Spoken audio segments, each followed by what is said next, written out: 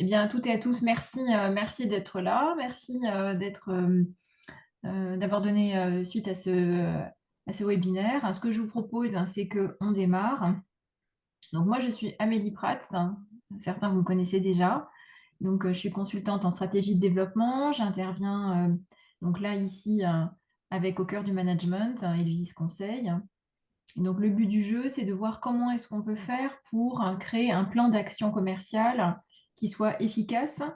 Euh, et donc, j'ai pris l'image d'un GPS parce que finalement, le but du jeu d'un bon plan d'action commerciale, hein, c'est de trouver le chemin le plus court entre vous et les clients. Et pas n'importe quel client, les meilleurs clients, tant qu'à faire. Donc, moi, en l'occurrence, comme je vous le disais, je suis consultante en stratégie de développement. J'interviens depuis 5 ans au sein de PME, au sein d'ETI. J'interviens également auprès de certains indépendants. Mon boulot, c'est quoi? C'est d'identifier quelle est la stratégie commerciale, hein, qui va être la plus adaptée au regard du contexte, hein, au regard des ressources de l'entreprise, hein, au regard de ses ambitions. À partir donc de cette stratégie, hein, qui va être aussi, hein, de clarifier l'offre, de clarifier le positionnement, on va identifier quelles sont les actions à mettre en place, hein, donc jusqu'au déploiement opérationnel, hein, sur le terrain auprès des équipes. La particularité, c'est que moi, j'accompagne aussi bien des commerciaux que des non-commerciaux. Dans les entreprises, hein, il y a beaucoup de non-commerciaux qui finalement ont une action commerciale, hein, qui doivent également apporter un soutien au DG, qui doivent également apporter un soutien au responsable ou à la responsable commerciale. Donc ça, je l'ai pris en compte également dans ce plan d'action. Euh, Ce que je propose, c'est que on a 1 heure devant nous. Donc, ce qu'on va faire, c'est que la première demi-heure, on va travailler essentiellement sur le plan d'action commercial. Et la deuxième demi-heure, on va se garder du temps entre nous pour que je puisse répondre à vos questions. Donc, n'hésitez pas à vous noter vos questions. J'y répondrai précisément dans un second temps si ça vous va. Est-ce que ce mode de fonctionnement convient à tout le monde, hein? Oui, ça va. C'est bon, hein? On part C'est là-dessus, bon. hein? Oui. Magnifique. Jean-Claude, tu veux ajouter quelque chose? Non, non, non, c'est très bien. Allez, on y va. Donc pour y arriver, on va voir, hein, on va travailler en 3 étapes. La première étape, c'est l'autodiagnostic commercial, hein, finalement, pour pouvoir savoir, hein, où on veut aller, comment, avec quelles ressources, hein. Il faut déjà se poser un certain nombre de questions. Ensuite, on verra comment construire, hein, ce fameux GPS commercial et enfin comment l'activer. L'activation, ça passera notamment beaucoup par aussi un temps de questions-réponses ensemble. Le but du jeu, c'est qu'à l'issue de cet atelier, vous ayez en tête comment, quelles sont les méthodes, quels sont les outils, hein, qui vont vous permettre de structurer votre propre feuille de route, hein, de façon simple. Avant toute chose, ce que je propose, c'est qu'on réfléchisse un petit peu et qu'on regarde, hein, quel est l'état du marché, c'est-à-dire, qu'est-ce qui se fait aujourd'hui, hein, que font vos concurrents potentiels, quelles sont les habitudes en France en matière de plan commercial. Alors, bonne ou mauvaise nouvelle, en tout cas, 65% des entreprises, hein, ont un plan d'action qui est formalisé. Donc, ça veut dire que 35% n'en ont pas. On peut constater sur le côté positif, c'est pour ça que je l'ai mis en vert, hein, on observe un taux de conversion moyen des prospects qui est supérieur, hein, pour les entreprises qui disposent d'un plan d'action formalisé. Il est de 18% versus 11% pour les entreprises qui n'ont pas un plan de conversion, un plan d'action qui est bien clair. Je vous ai mis les sources. Ce que moi j'observe dans les entreprises, hein, et ce qui ressort également à travers les statistiques, hein, de la Harvard Business Review, c'est le manque de constance, hein. C'est-à-dire qu'il y a des plans d'action, parfois il y a trop d'actions, parfois les actions ne sont pas suivies des faits parce qu'en fait, hein, elles ne sont pas. Il y a une action qui est entamée et puis finalement, ça retombe un petit peu comme un soufflet. Bonjour à ceux qui nous rejoignent. Installez-vous. On vient tout juste, hein, de démarrer. Bonjour. Bienvenue. Il faut qu'ils N'hésitez mettent pas à leur vous nom. renommer, hein, en cliquant sur les 3 petits points et vous allez pouvoir ajouter votre vrai nom et prénom. Ça sera plus facile lors du temps des questions-réponses parce que si tout le monde s'appelle Anne, hein, ça va être plus compliqué. Donc n'hésitez pas à personnaliser, hein, votre vignette, hein. Donc ce que je disais, c'est que l'objectif de cet atelier, hein, c'est d'identifier votre feuille de route, finalement votre GPS, et ça passe déjà par comprendre ce qui existe. Donc, comme je disais, 65% des entreprises disposent d'un plan d'action. Ce qu'on peut constater, en fait, et ce que j'observe chez mes clients, c'est qu'il y a finalement une polarisation. D'un côté, il y a des PME qui sont un peu sous-équipées, qui ne disposent pas forcément toujours de plan d'action. De l'autre côté, on a des PME, des ETI et des grands comptes qui utilisent davantage de CRM. 70% à peu près des grands comptes disposent de CRM. Pour les PME, c'est à peu près 45%. On constate également qu'en ce qui concerne l'IA, à peu près entre 30 et 45% des grands comptes utilisent l'IA, notamment pour formuler des réponses personnalisées dans le cadre de supports commerciaux. Alors, ce qui est intéressant, c'est que ça améliore le taux de transformation, puisqu'en fait, le temps passé est un peu réduit, et peut-être aussi parce que ça pousse une exigence vers le haut. Ce qu'on constate, donc, c'est la sous-digitalisation des PME, ça c'est clair, une fracture au niveau des plans d'action, et ça va se retrouver au niveau des taux de transformation. Donc, ça peut être intéressant par rapport à vous, que vous fassiez aussi un petit peu un point et que vous vous demandiez où est-ce que vous en êtes par rapport à ça. Des questions, des commentaires, j'avance. Allez, j'avance. Donc, concrètement, à quoi va... Philippe, oui? Je veux dire, go on. Ça Continue. marche. À quoi va ressembler, à quoi doit ressembler votre plan d'action? Dans votre plan d'action, on va retrouver, pour qu'il soit bien clair, 4 éléments clés. Le premier, des objectifs prioritaires. Donc, moi, ce que je vous conseille, c'est de travailler avec les OKR. Les OKR, c'est une méthode qui a été mise en place par IBM. Moi, j'apprécie cette méthode par sa simplicité et je trouve que dans le cadre des objectifs commerciaux, elle est bien adaptée. C'est ce qu'on va voir ensemble. On va voir la version simplifiée. Donc, quels sont mes objectifs? De ces objectifs-là doivent en découler des actions. Concrètement, qu'est-ce que je vais faire? Quelles routines commerciales vont s'inscrire dans mon agenda? Et comment est-ce que je vais mesurer mes indicateurs de progression? Donc, on verra à la fin si on a bien ces 4 éléments dans notre plan d'action. Pour déjà définir les objectifs, moi, je vois beaucoup d'entreprises qui misent essentiellement sur le chiffre d'affaires, sur la prospection. Alors, c'est intéressant, mais c'est peut-être aussi laisser avoir un certain nombre d'angles morts, parce qu'en fait, pour pouvoir réussir, imaginez une voiture, vous voulez absolument aller à Marseille, super, mais vous avez peut-être bien un conducteur, ça c'est super, vous avez bien une carte de crédit qui va vous permettre de payer le péage, ça c'est super. Par contre, en l'occurrence, le plein n'est pas fait et en l'occurrence, le frein à main est mis. Pour aller à Marseille, ça va être beaucoup plus long. Donc en fait, ce que je constate en tant que consultante, c'est qu'il y a une déperdition d'énergie parce qu'il y a des freins qui sont enclenchés, qu'au sein de l'entreprise, on n'identifie pas à leur juste poids et qui donc ne permettent pas d'avancer rapidement et avec fluidité. C'est pour ça que je vous ai créé ce autodiagnostic qui va donc vous permettre d'identifier vos forces et vos faiblesses et surtout de regarder pour pouvoir faire votre plan d'action sur quoi est-ce qu'il va falloir miser de façon prioritaire.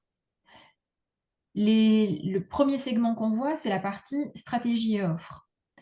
Si je ne sais pas bien où je vais, si mon offre n'est pas assez différenciante, ça va se matérialiser par un taux de conversion qui, par exemple, ça peut avoir un impact sur le taux de conversion.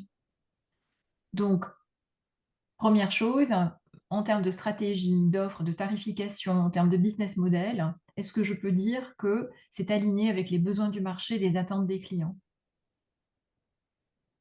Deuxième élément, en ce qui concerne ma relation avec mes clients, est-ce que mon niveau de satisfaction client est élevé? On sait aujourd'hui que la fidélisation, c'est beaucoup plus économique, c'est 7 fois plus économique que la prospection.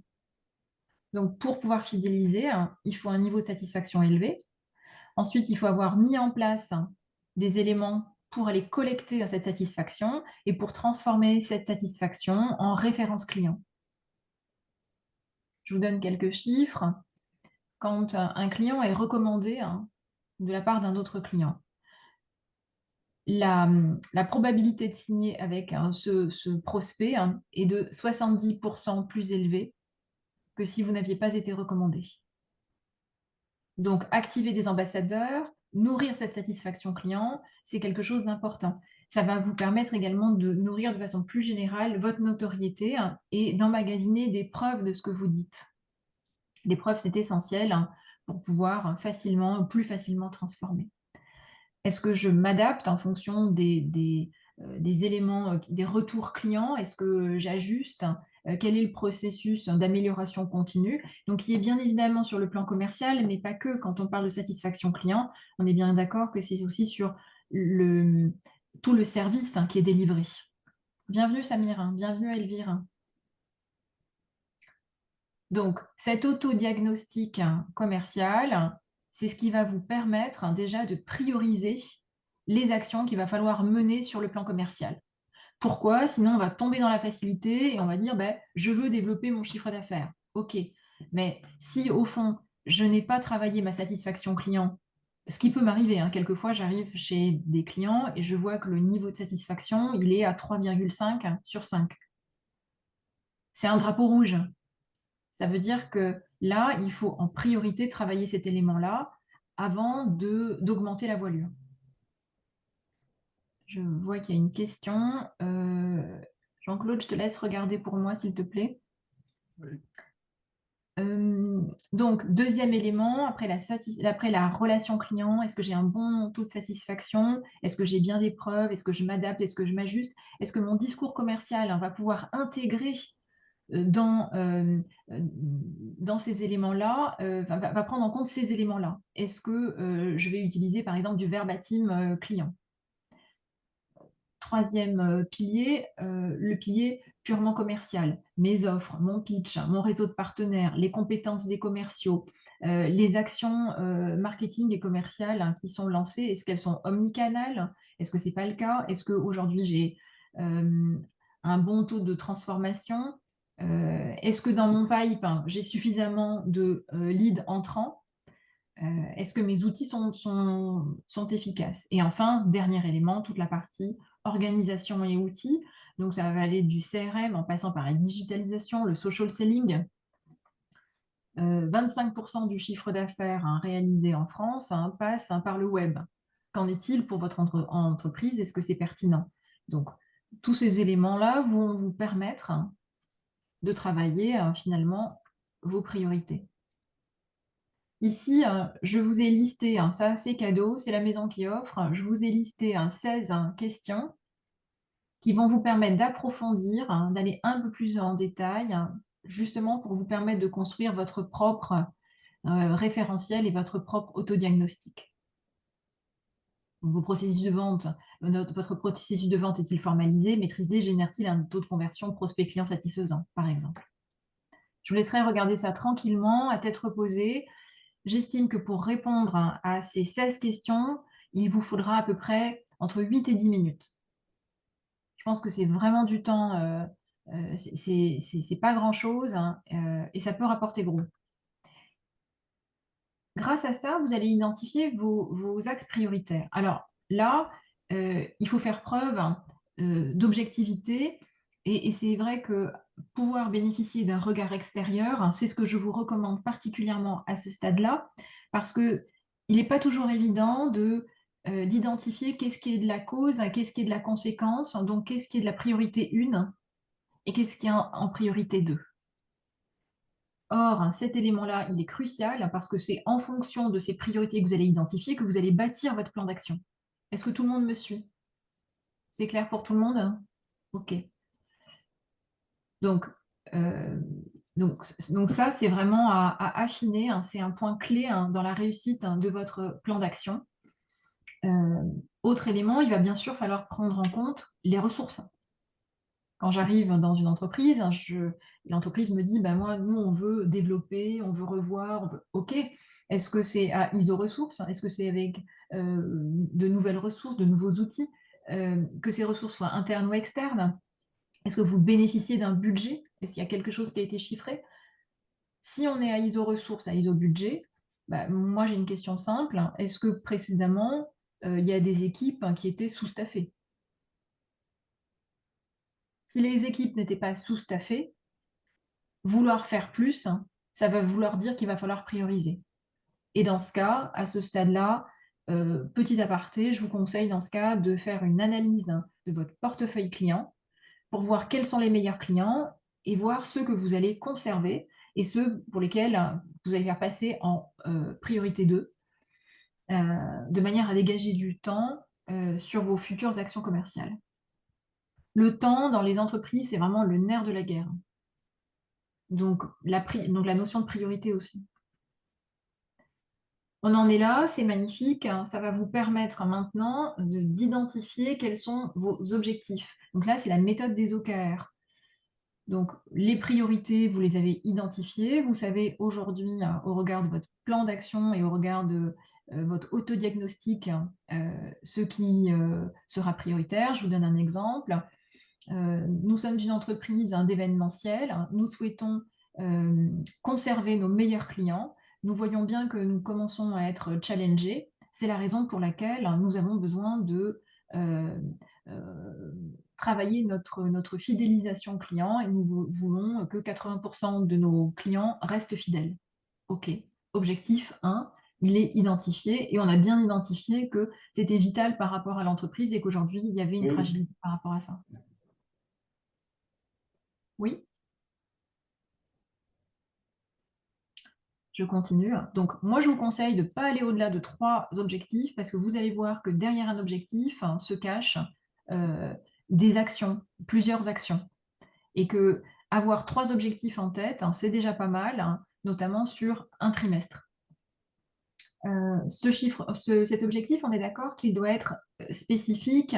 Je vais vous donner donc quelques exemples. Il doit être forcément chiffré, forcément on doit identifier quel est le budget et la disponibilité, ça on en a parlé. Je vais vous donner ensuite un exemple concret. Il y a un autre élément que je vous conseille de prendre en compte lorsque vous allez créer votre plan d'action commerciale, que vous soyez seul ou que vous ayez une équipe, il faut prendre en compte les préférences commerciales de l'équipe et vos propres... c'est-à-dire, j'ai des facilités. Quelle est ma zone de confort? Le commerce, ça veut dire aller à la rencontre de l'autre. Ça veut dire aussi s'exposer d'une certaine façon. De nombreuses personnes ont un certain nombre de réticences. Donc, commencez d'abord par des choses qui vous vont bien. Je vous demande une seconde, je vais aller regarder dans le chat. Comment on va mesurer... Oui, on va en parler des OKR, on va en parler des indicateurs. C'est bien noté, Philippe. Donc là, moi, ce que je vous conseille, c'est d'identifier vos forces, finalement. Moi, je suis hyper à l'aise pour réseauter, pour rencontrer des gens, pour nouer une relation commerciale existante et la développer. Là, moi, je suis à l'aise. Au contraire, moi, je suis plutôt un introverti, je suis plus à l'aise à l'écrit, je suis plus à l'aise quand les gens viennent vers moi et quand je parle de mon savoir-faire et de mon expertise, plutôt que quand je me retrouve seule au milieu de gens que je ne connais pas. Ces éléments-là, ils vont être importants parce que sur votre plan d'action commerciale, finalement, il faut que ce plan d'action soit ultra personnalisé, qu'il prenne en compte ce sur quoi vous allez être à l'aise et ce sur quoi vous l'êtes moins. Il y a 10 000 façons de faire du commerce. Et il y a plein d'entreprises qui réussissent en ayant chacune des clés et des recettes différentes. Donc, on n'est pas obligé de tous passer par le même mode de fonctionnement.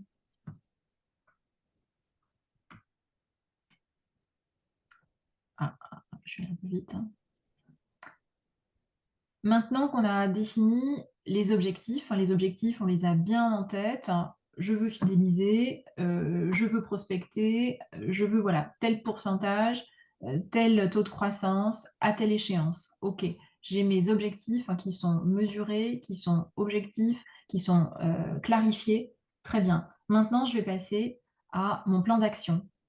Pour atteindre chacun de ces objectifs, il existe 10 000 possibilités.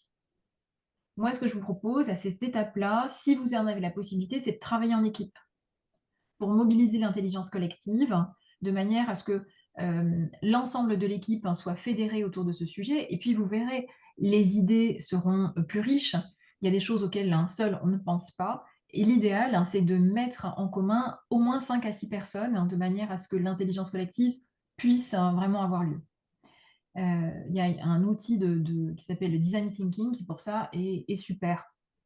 Donc là, moi, ce que je vous conseille, c'est en fait de vous faire finalement votre liste. Et chaque possibilité d'action, on est vraiment à l'étape d'hypothèse. On va la passer à la moulinette de la mesure.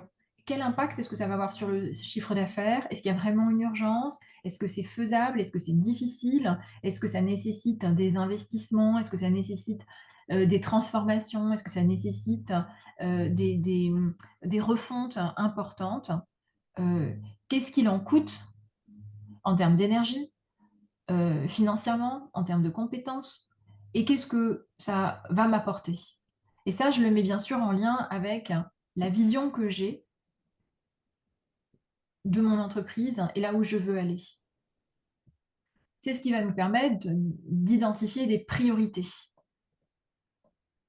Donc, ça, c'est un outil assez simple, assez trivial, vous voyez, mais qui nous permet d'identifier. Je vous ai pris un exemple. Donc, mettre en place un programme de suivi automatisé de prospects, ce qu'on appelle le nurturing. Oui, il va y avoir un impact sur le CA, mais ça demande quand même du boulot, ça demande quand même des ressources. OK, former l'équipe aux nouvelles techniques de closing. L'impact sur le CA va être immédiat parce que dans mon diag, j'ai identifié que des prospects, on en a plein, et que là où ça pointe, c'est au niveau du closing. Alors là, c'est hyper pertinent. En revanche, j'aurais voulu faire cette formation et lors du diag, je me serais rendu compte que le problème, c'est pas tant le closing, le problème, c'est qu'on n'a pas assez de volume d'affaires entrant. J'aurais pas mis cette action en numéro 1, on est bien d'accord. Donc, finalement, là, je mets des notes. Alors, on peut mettre des notes par priorité, on peut mettre des notes sur 20, on peut mettre des notes comme on veut. On peut rajouter, si nécessaire, un certain nombre de critères. Grosso modo, l'idée, c'est ça. Je passe au tamis l'ensemble des idées pour m'assurer que c'est cohérent et que par rapport à ma cible, par rapport à mes personas, par rapport aux ressources que j'ai, par rapport à mes objectifs, je suis toujours parfaitement alignée.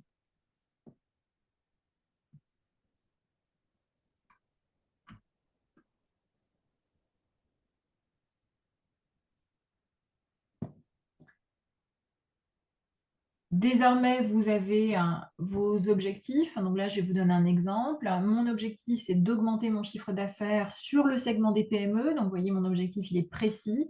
De combien? De 20%. D'ici quand? Le 30 septembre 2025. Pourquoi? Parce que j'ai identifié dans mon diagnostic que je travaille beaucoup avec les ETI et que leur temps de décision actuellement est plus long, que compte tenu de la situation géopolitique, il y a une réticence plus forte et donc je dois rééquilibrer mon portefeuille et peut-être que c'est sur un segment particulier en matière de secteur d'activité avec tel type de persona qui a tel besoin particulier parce que je sais que j'ai des références solides avec les ETI, je sais faire et je vais pouvoir, grâce au volume que je fais déjà, proposer des prix qui sont attractifs pour cette cible. Donc le résultat clé que je veux, compte tenu de la flotte de commerciaux que j'ai, eh bien, il me faut 15 nouveaux clients. Ces 15 nouveaux clients, je vais peut-être partir sur, au départ, un panier moyen qui est un petit panier moyen, parce qu'en fait, on commence tout juste à rentrer ces nouveaux clients. C'est ce que j'appelle, moi, l'apéricube, c'est-à-dire commencer à donner à goûter un petit peu de nos services et de nos produits à ces clients. Donc, l'objectif de chiffre d'affaires, il va être progressif, mais déjà sur un volume important de clients, parce qu'en plus, sur les 15, on sait que tous ne vont pas devenir des clients fidèles. Et puis enfin, comment est-ce que je vais le mesurer? Je vais le mesurer par rapport à mon taux de conversion, le nombre, mon panier moyen, comme je l'indiquais par exemple, et le potentiel sur le pipe, par exemple. Donc ça, je vais le faire pour chaque objectif. Pour chaque objectif, je vais identifier les résultats clés. Donc forcément, pour un objectif, je peux avoir 3 à 5 différents résultats clés qui sont attendus. Au-delà, ça commence à faire beaucoup. Et chaque fois, pour chaque résultat clé, je vais identifier une mesure, en fait. Donc là, je vous ai mis une route. Ça y est, là, on commence à voir la route qui est bien tracée. On a identifié dans notre véhicule quelles étaient ses forces et ses faiblesses, quels étaient les leviers et comment on allait faire pour lever le frein à main, pour ne pas finalement être dans la déperdition d'énergie. On a identifié on sait où on veut aller, on a mis une croix sur une carte, il y a 1000 chemins pour y aller, on a identifié les chemins qui nous correspondaient le mieux au regard de notre véhicule. On a identifié quelles allaient être les étapes intermédiaires, les résultats clés pour y arriver. Et enfin, qu'est-ce qui va nous permettre de dire que cette route elle a bien été faite dans de bonnes conditions? C'est les mesures, les indicateurs de performance qu'on aura choisis. Donc là, la route est tracée, on va pouvoir y aller. Votre plan d'action va donc pouvoir se consolider et il va se présenter de la façon suivante. Pour chaque objectif, je vais avoir mes actions prioritaires. Il peut y avoir du développement de réseau, il peut y avoir un travail sur la visibilité, sur l'organisation, qui est souvent un point dur dans les entreprises, l'optimisation du temps.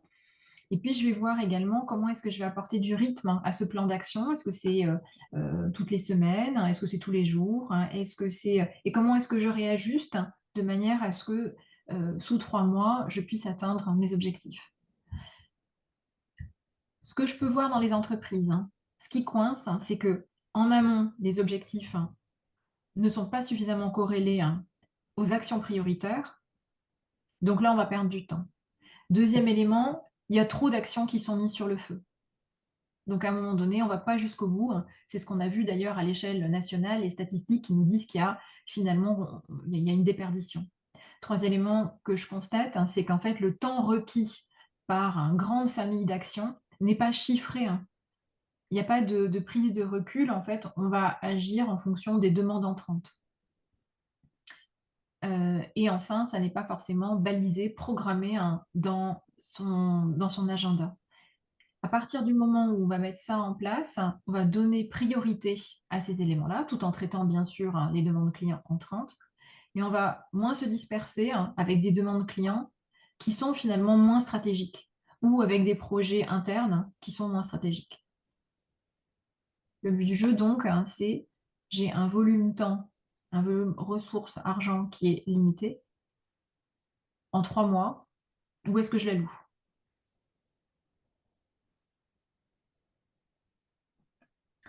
Votre plan d'action commerciale, il peut prendre de multiples formes. Aujourd'hui, bien sûr, les outils de type CRM vous permettent d'avoir des plans d'action. Cela dit, ce que je constate, c'est que si en amont, on ne fait pas le travail, si on ne comprend pas étape par étape comment est-ce que ça se construit, finalement, on nous propose des choses qui sont un peu prémâchées, mais dans lesquelles on ne voit pas forcément l'importance des étapes précédentes. Et donc, on va faire plein de choses, être finalement dans une débauche d'action, mais qui malheureusement ne va pas forcément porter ses fruits. Ici, vous avez le suivi des indicateurs de performance en fonction, bien sûr, qui seront à définir en fonction des objectifs que vous avez identifiés. Quel est l'objectif à 90 jours et à quelle fréquence est-ce que vous allez le mesurer?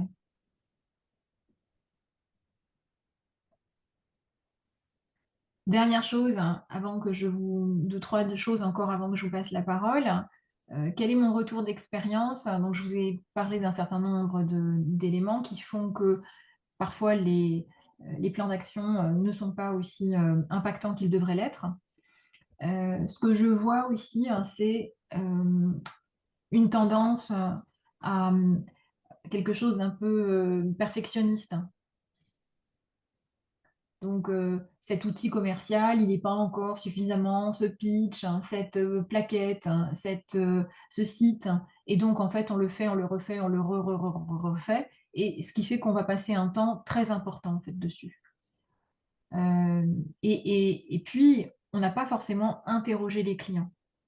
Dans l'approche que moi j'ai quand je travaille avec mes clients, pour information, systématiquement, j'interviewe 3 à 5 clients de manière à comprendre à l'instant T quels sont leurs besoins et de manière à, si nécessaire, ajuster soit le process, soit l'offre, soit les prix, soit au contraire capitaliser sur leur satisfaction, de manière à ce que l'équipe elle ait un retour de ce qu'elle fait pour réajuster son tir.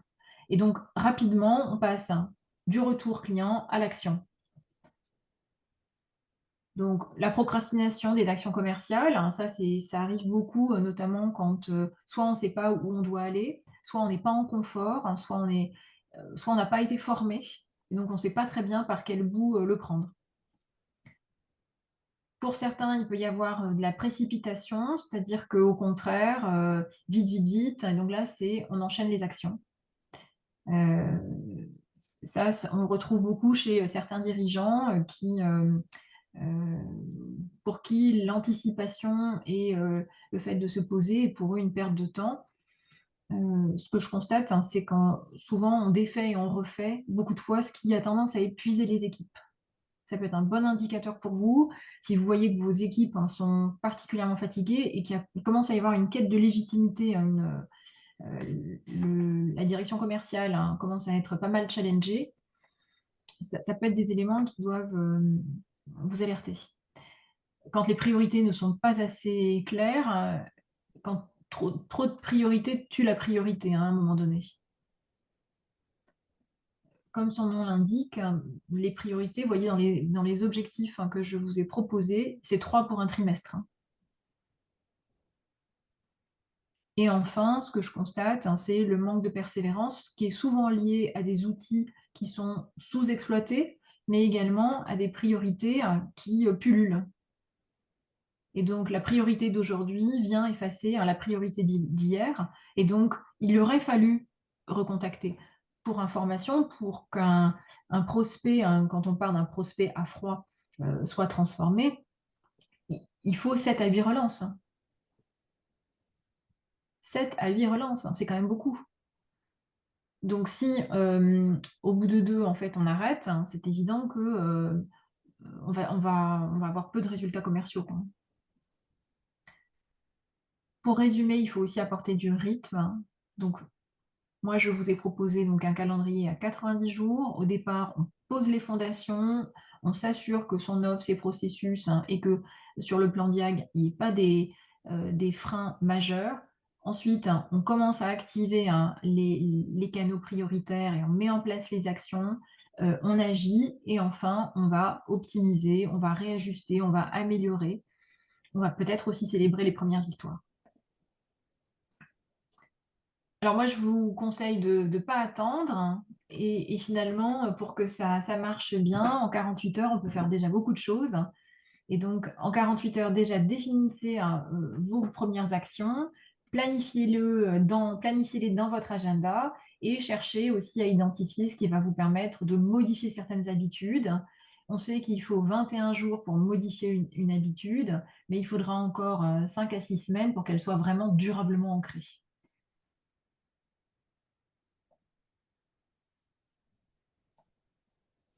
Donc là, je vous prenais un exemple, un OKR. Le OKR 1, ça va être signer 3 conventions avec une entreprise locale. Donc là, il faudrait affiner dans quel secteur, dans quel délai, et bien évidemment, identifier ensuite quels sont les résultats clés. Moi, je vous encourage également à privilégier la méthode des petits pas. Ça évite d'être dans la procrastination et c'est aussi un très bon moyen de lutter contre ce côté un peu perfectionniste. Donc, avançons petit pas par petit pas. C'est comme ça que les succès commerciaux aussi arrivent, et en célébrant aussi des petits succès commerciaux. Idem quand on prospecte des nouvelles cibles. Quand je vous parlais d'Apéricube, proposer des tarifs et des offres qui soient le moins anxiogènes possible pour vos clients, pour pouvoir tester, entrer en relation avec vous. Donc ça veut dire que ça n'est pas votre vache à lait, ça n'est pas votre cœur de métier au départ que vous allez chercher à vendre, c'est vraiment un amuse-bouche.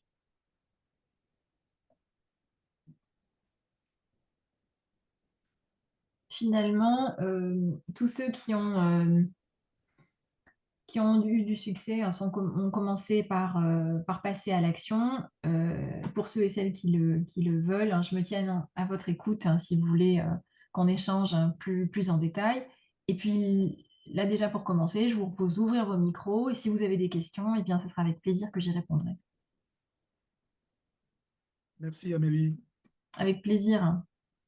Les Est-ce que c'était questions. clair? Hein? Est-ce que vous avez déjà des questions par rapport à ce qu'on a vu hein, ou peut-être des questions liées à votre propre business? Hein.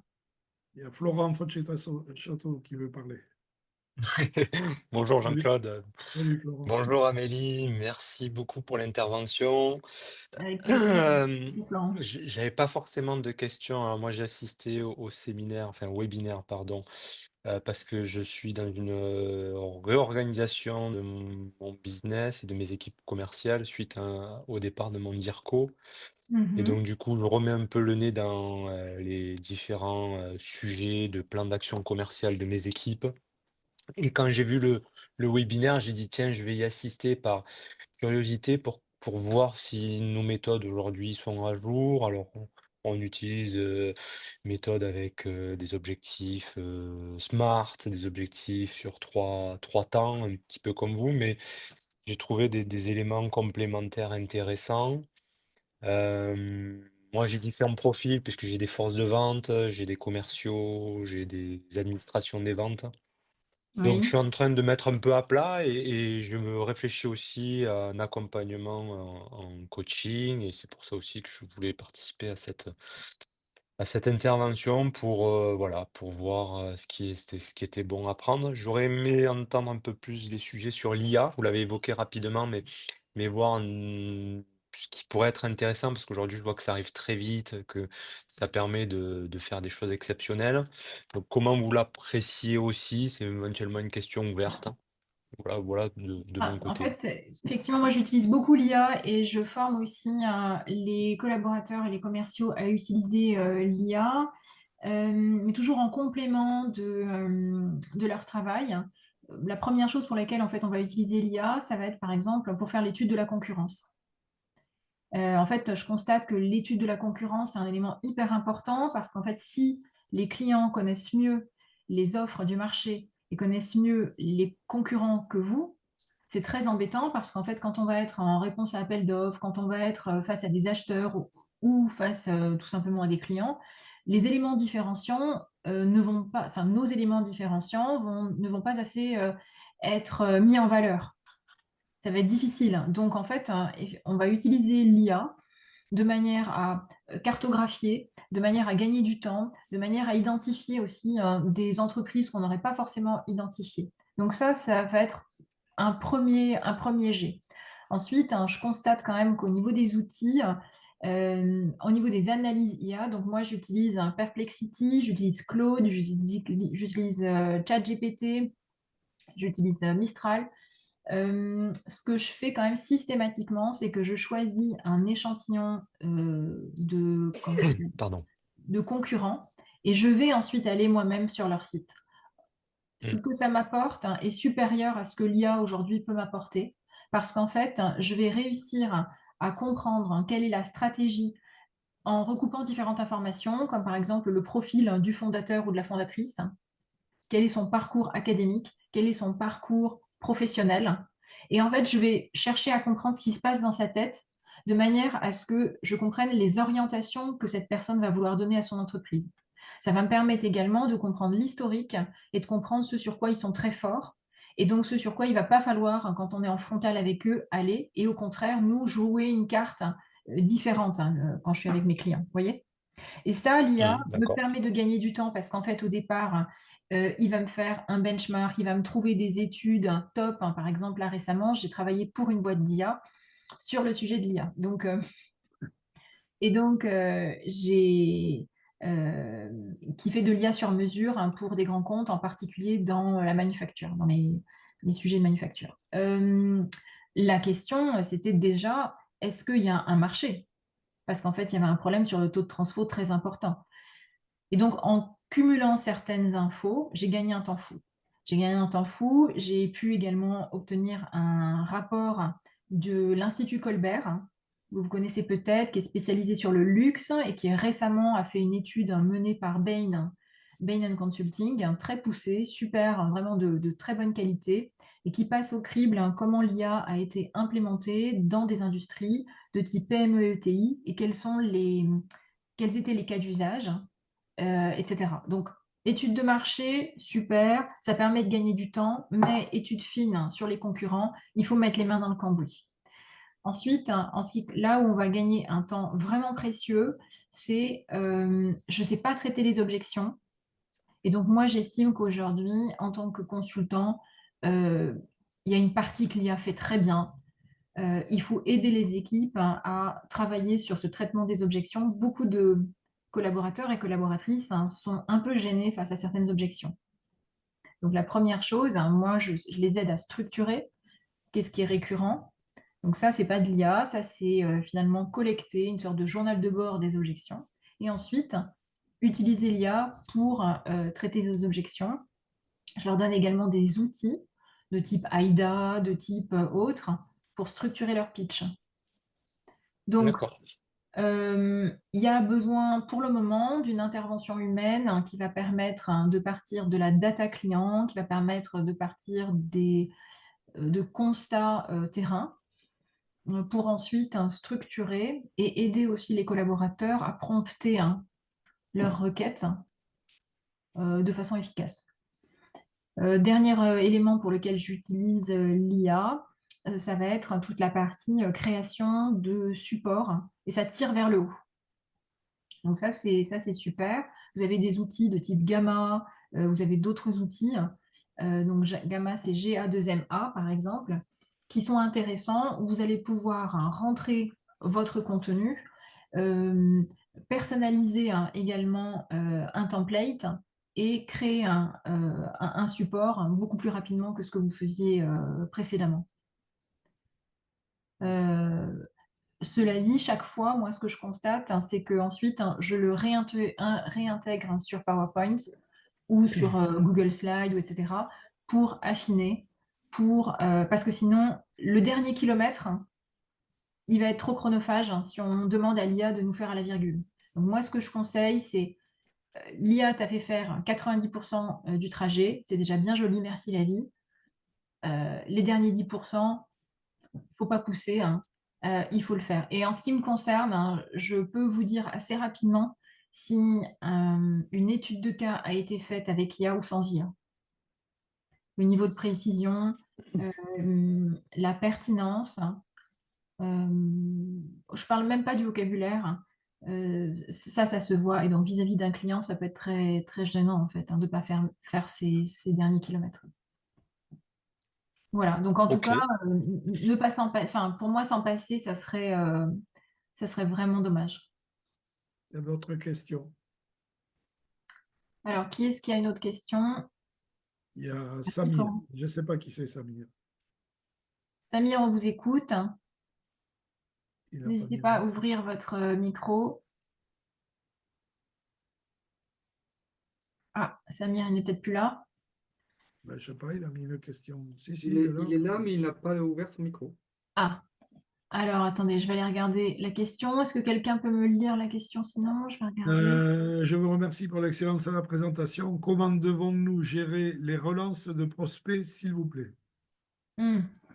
Les relances de prospects, alors déjà, ça va beaucoup dépendre de votre secteur. Ça va dépendre également de quel type de prospect il s'agit. Vous voyez, si vous travaillez avec des indépendants, je vais vous conseiller plutôt de chercher à les relancer peut-être plutôt par téléphone. Ça peut être également de les relancer de façon informelle lors de vos réseautages. Euh, Ça peut être également tout simplement de les relancer par mail avec un mail très court. Euh, Et puis surtout de leur proposer des choses concrètes. Moi, je trouve ça intéressant d'ajouter en fait un lien par exemple de type Calendly ou de type autre solution qui vont permettre de proposer tout de suite un échange. Ce que je me demanderais aussi, c'est pourquoi est-ce que j'ai besoin de les relancer? Bien sûr, on a des prospects, on l'a vu, il faut les relancer 6 fois, 7 fois, etc. au tout départ. Mais l'idéal, c'est quand même de créer les conditions de manière à ce que les relances soient moins élevées. C'est-à-dire, quand on envoie des emails, les emails doivent être très courts. Un email, un problème, une solution. Ça veut dire que dans chaque mail, je dois traiter un seul point de friction, un seul point de douleur. Je vous donne un exemple.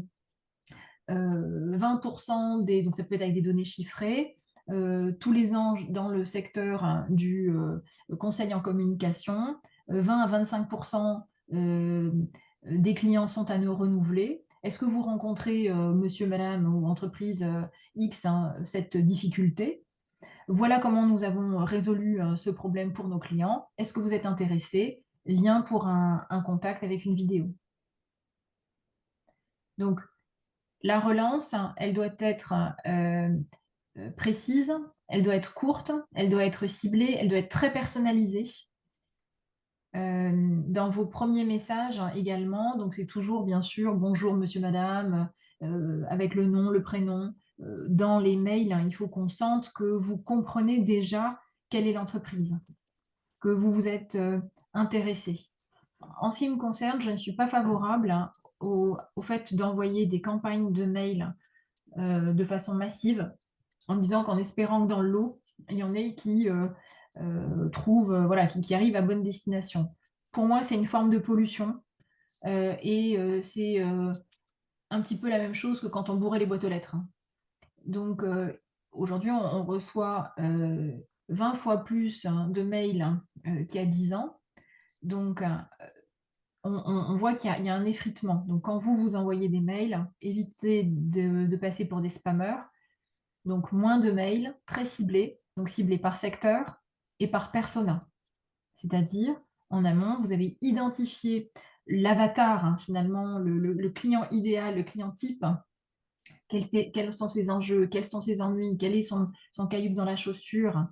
Et à partir de ça, vous allez pouvoir formuler une question simple et une proposition de réponse, une proposition de solution.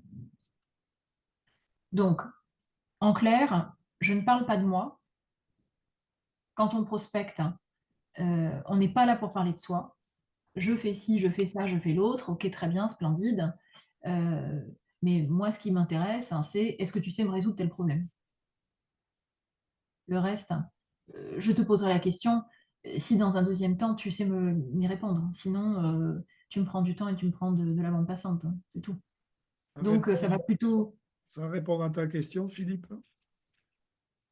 Samir aussi. Pas tout à fait. Donc, tout d'abord, merci Amélie là, pour cette présentation que je trouve très intéressante. J'ai entendu parler de produits sur étagère et de force de vente. Bon, en l'occurrence, moi, je suis un consultant indépendant. Voilà, je n'ai pas de force de vente à part moi-même. Comment on peut adapter cette méthode que je vois plus pour diriger pour les entreprises? Comment peut-on l'adapter? Est-ce que c'est possible de l'adapter? Et si oui, comment?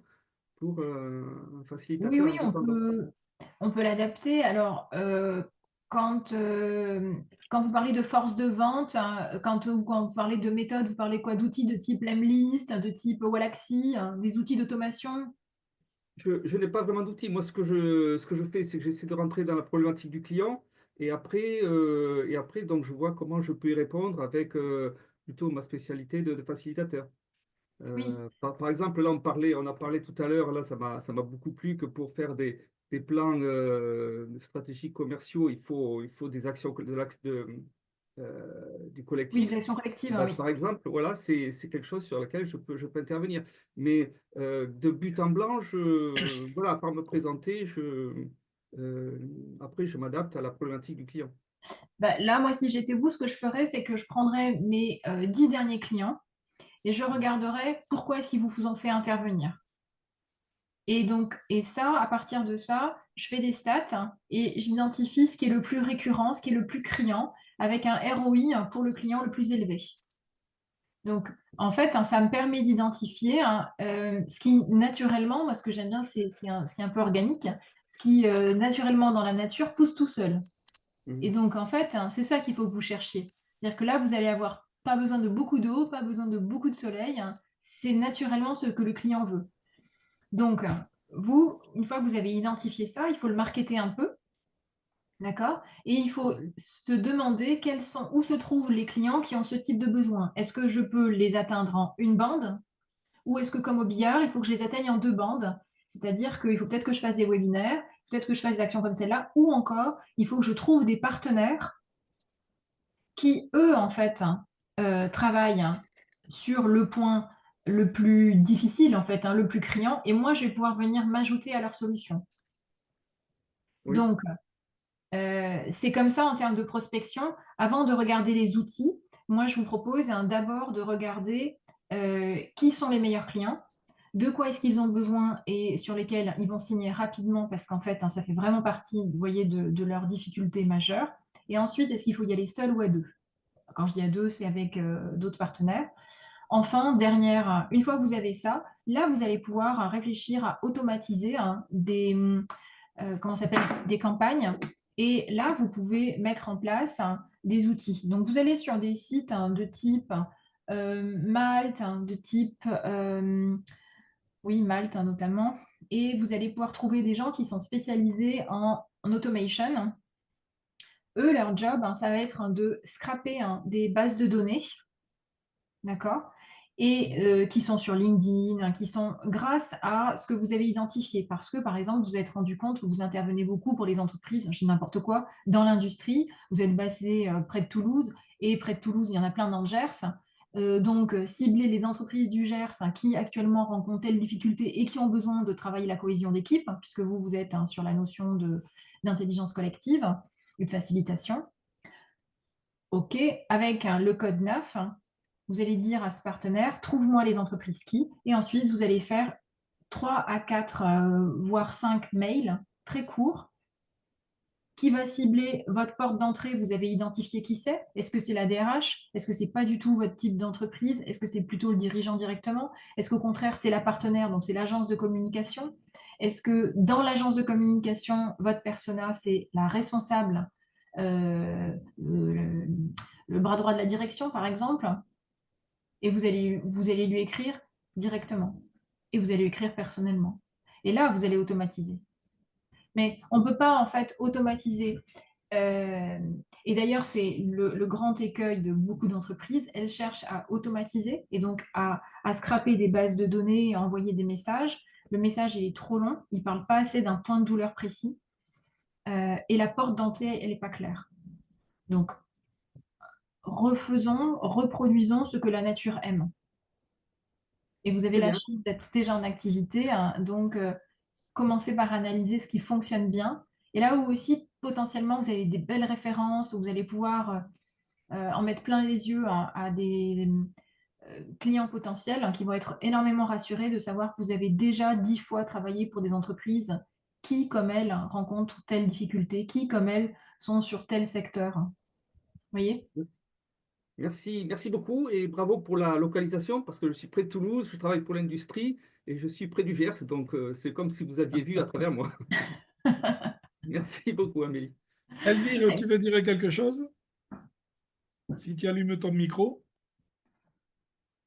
Moi, Non. merci Amélie pour cette formalisation du plan d'action commercial. Moi, je suis travailleur indépendant depuis 20 ans et dans ce que tu as présenté, je me suis reconnue notamment sur quelles sont mes préférences pour pouvoir justement aborder la relation commerciale.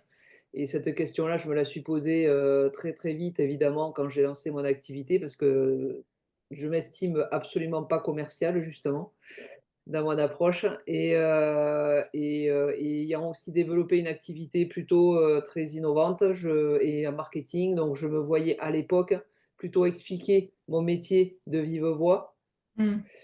face à mes prospects, en fait. Donc en allant, sur des événements professionnels, notamment ou des événements de réseau et j'ai préféré, prendre cet axe-là d'expliquer mon métier et voir comment, en fait, observer comment, mon interlocuteur prenait l'information pour voir ensuite si je pouvais être en confiance pour rentrer dans une démarche commerciale, en fait. C'est bien Et aussi, voilà, hein, c'est très c'était bien. plutôt en 2-3 bandes, plutôt, on va dire, l'approche commerciale, que j'ai fait ça et que j'ai réagi comme ça, je veux dire et après, le projet appelant le projet, je me suis retrouvée face à des appels entrants ou des propositions, qui se sont récurrentes finalement, j'avoue humblement qu'aujourd'hui, je fais pas de commercial pur et dur, mais c'est plus des appels entrants, du fait d'une expertise, un Pointu. peu spécifique. Mm.